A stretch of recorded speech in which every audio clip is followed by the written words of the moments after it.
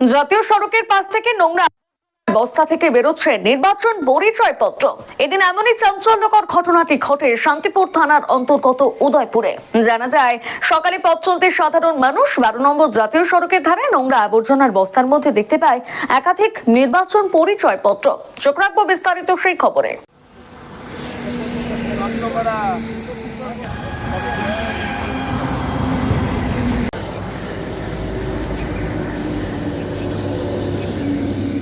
ওই একজোড়া চাষি যাচ্ছিল মাঠে চাষের জন্য, কলা কাটবে বলে, তা দেখো বস্তাটা ফেটে গেছে, পা দিয়ে নাড়া মারতে এগুলো বেরিয়েছে, এই ভোটের ছবিগুলো। তারপরে আমাকে ডাক দিল, আমি লাঠি দিয়ে বাড়ি মারলাম, দেখছি এগুলো হরুর করে বেরোচ্ছে।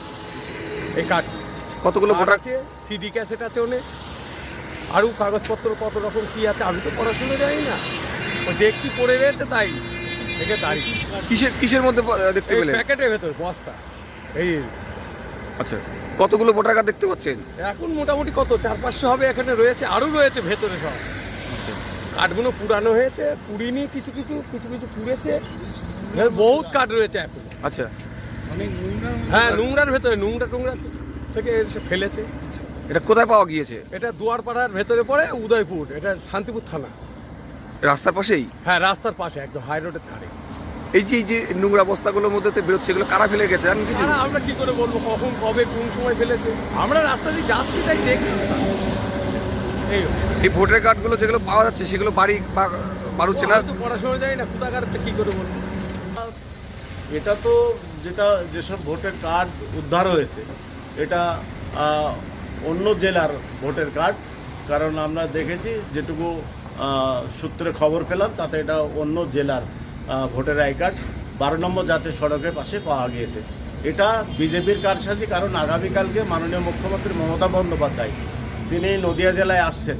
এই এসআর নিয়ে যে একটা আতঙ্ক সারা রাজ্য জুড়ে, যে একটা মৃত্যু মিছিল যা শুরু হয়েছে, সেইটার বিষয় নিয়ে মমতা বন্দ্যোপাধ্যায় আগামীকাল নদিয়া জেলায় আসছে। তার আগে এই 12 নম্বর জাতীয় সড়ক দিয়ে যেহেতু মাননীয় মুখ্যমন্ত্রী মমতা বন্দ্যোপাধ্যায় যাবে, যার জন্য এই অন্য জেলার থেকে এই সব ভোটের আই কার্ড নিয়ে এসে অন্তত বিজেপির কারসাজি তারা এখানে ফেলে মাননীয় মুখ্যমন্ত্রী মমতা বন্দ্যোপাধ্যায়কে হেয় করার একটা চেষ্টা চলছে। কিন্তু এত ভোটার কার্ড এলো কোথা থেকে? এই অন্যান্য বিভিন্ন জেলার সব এগুলো কারসাজি করে, এগুলো যেহেতু বিজেপি কারসাজি করে এসব ভোটের আই কার্ড করে তারা ভোট করত, করার চেষ্টা করত, বাংলাতে ক্ষমতা দখল করার একটা তাদের যে প্রচেষ্টা, সেটা ব্যর্থ হয়েছে। কারণ বাংলার মানুষ মমতা বন্দ্যোপাধ্যায়ের উন্নয়ন, মমতা বন্দ্যোপাধ্যায়ের নীতি আদর্শকে মাথায় নিয়ে আগামী 2026 সালে মমতা বন্দ্যোপাধ্যায় আসবে, এতে বিজেপি আতঙ্কিত। যার জন্য বিভিন্নভাবে এইসব ভোটের আই কার্ড ফাই কার্ড এরকম 12 নম্বর জাতীয় সড়কে ফেলে মমতা বন্দ্যোপাধ্যায় আগামী দিনের প্রোগ্রামটাকে যাতে মমতা বন্দ্যোপাধ্যায়কে হেয় করা যায়, এটা তার একটা কারসাজি আমি মনে করি। দেখুন, এই কারণেই তো আমাদের এসআইআরের প্রয়োজন ছিল।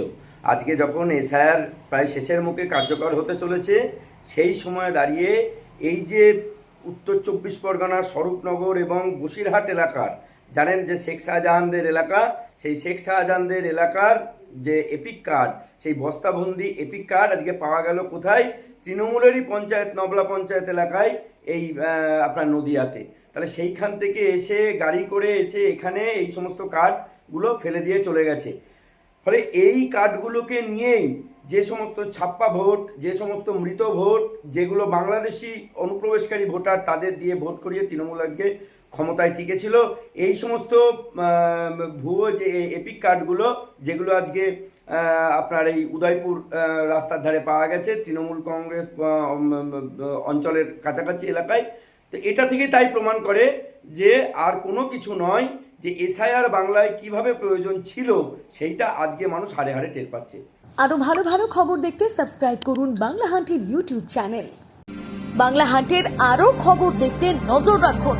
বাংলা খবর মানেই বাংলা হান্ট।